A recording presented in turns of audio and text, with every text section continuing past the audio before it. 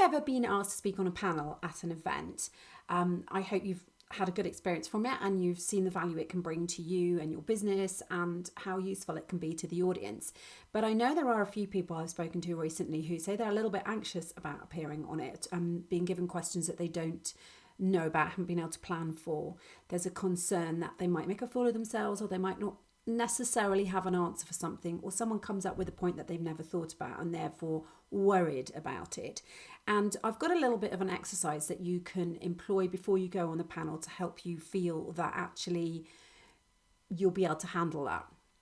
So if you take a piece of paper and you put a line down the middle and you put on one side positives and on the other side negatives, little title.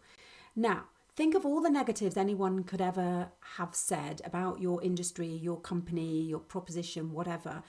Write them all down on the negative side, whether they are true or false.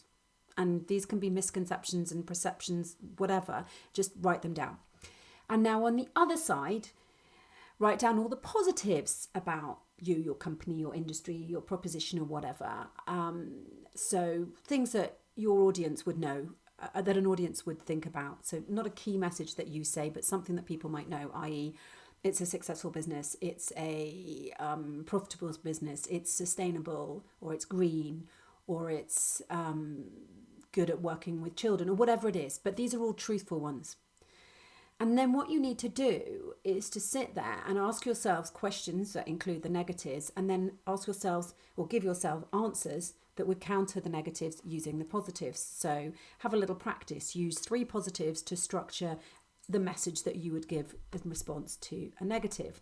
Now, if you do this, it's going to make you really proactive and feel that you are front foot. You can take pretty much any difficult question, because you will always have a way of defending yourself against an accusation, a negative.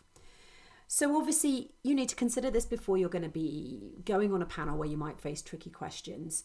And as you hear more negatives and more positives about your business, your industry, your job, whatever it is, add those to the list. Keep that list. And then every time you're going to be potentially facing tough questions, you can use it to practice and to arm yourself against whatever it is that you might get asked. And obviously, with all the positives, you are going to have proof of this, examples of this that you can give. So as soon as you get a negative question, you can counter it with a positive answer and give them examples of when you've done that. And it will help you control your story. It will help you be able to handle any tricky questions.